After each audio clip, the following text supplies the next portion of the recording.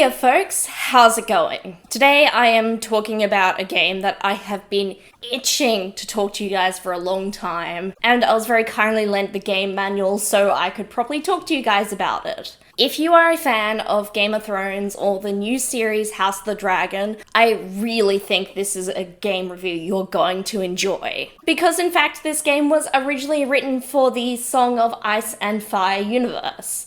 But for some reason the licensing agreement didn't end up getting renewed or working out. I'm a little hazy on those details. So Green Ronin got rid of the setting-specific stuff and made their own world for this game to exist in. I'm really glad they went ahead and published it anyway. This is Sword Chronicle. Sword Chronicle is a low fantasy setting with humans, elves, dwarves, and ogres. This game is a system rather than a setting first kind of game. They have, however, included a short chapter about a setting that you can play in. This setting is called the Shattered Era. In this place, called Anarum, magic, trade, and diplomacy were once far more advanced than they are now. A magical collapse occurred, and this large country fragmented into smaller groups and kingdoms. The effects of this previous magical age are still keenly felt. The landscape itself is scarred by the long-gone magic. A lot of the texts from the previous era are half-translated or fragmented, and much knowledge of that time has fallen into mystery. Something that sets Sword Chronicle apart for me from other fantasy tabletop role-playing games is that you don't start by creating a character. You start by creating a house with the other players.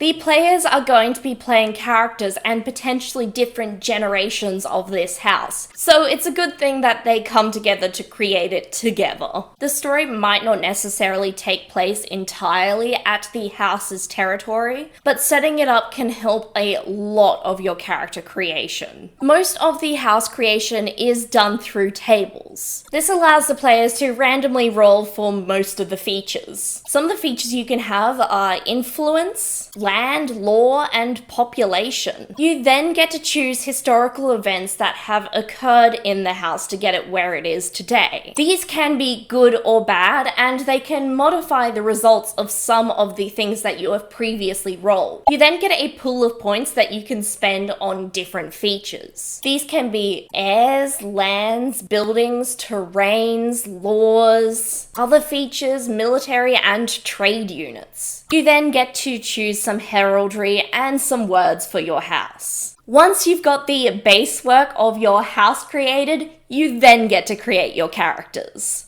As you roleplay your characters, the characters' fortunes and misfortunes become the house's fortunes and misfortunes. Victories in battle might gain your house acclaim, political maneuvering might gain them wealth or status, and of course, scandals and failures are going to reflect on the house as well. Creating a character in Sword Chronicle is pretty modular. You do get to pick an ancestry, but that doesn't affect your character as much as you initially think it might. There are some ancestry benefits that can be chosen towards the end of character creation. If you are intimidated by the modular process, there are some character templates you can follow. I personally really like the modular process as it allows you to pick exactly what scores your character is going to be good at. Age can be a huge factor for a character. Younger characters have more destiny points, which can be spent on benefits or getting out of tricky situations, but older characters are going to have more points to spend on abilities. Along with age, you need to establish your character's status.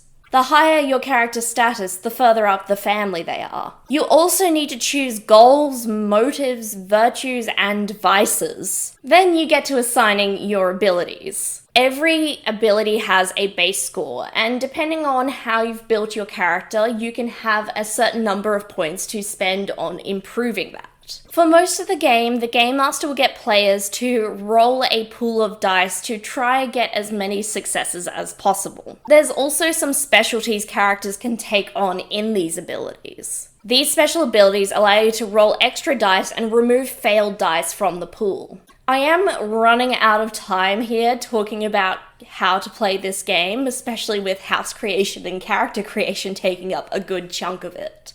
So I'm briefly going to cover combat, intrigue, and magic mechanics. Something I really like about this game is for combat, initiative can be decided on every turn.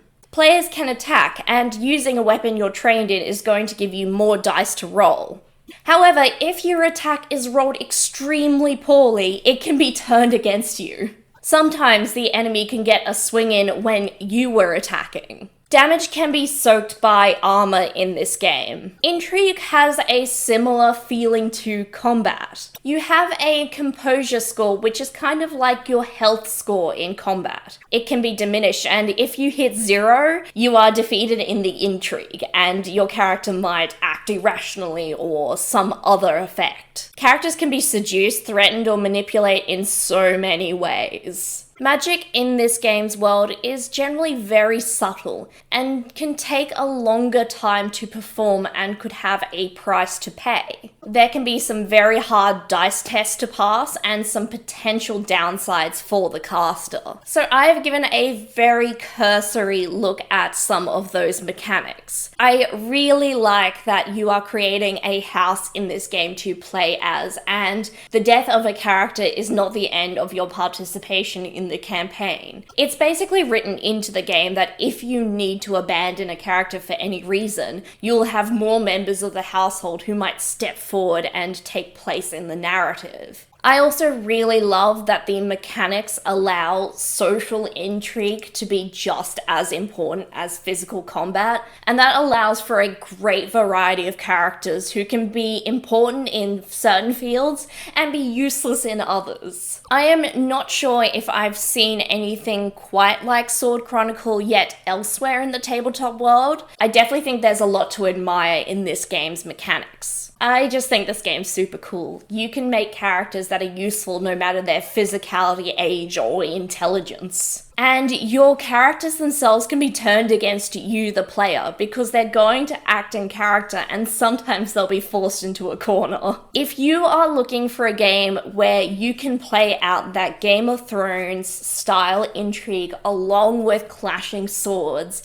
and potentially campaigns that go across continents, you absolutely have to pick Sword Chronicle up. It is really well written for that style of game. There's actually a couple of print options for this book through DriveThruRPG, and the cheapest one is $45 US. So it's a pretty accessible book for such interesting content. I'm a big fan of this game personally. I really like the mechanics of this game. Let me know in the comments down below, what kind of character do you think you would make for a game of Sword Chronicle? Or perhaps what world would you set it in? While you're there, I encourage you to like, subscribe, maybe share with a friend. I also have a Ko-fi page where you can donate to the channel or just check out what I'm working on. I already appreciate all the support I'm getting. I hope you're all well, and I look forward to seeing you next time at the gaming table. Bye!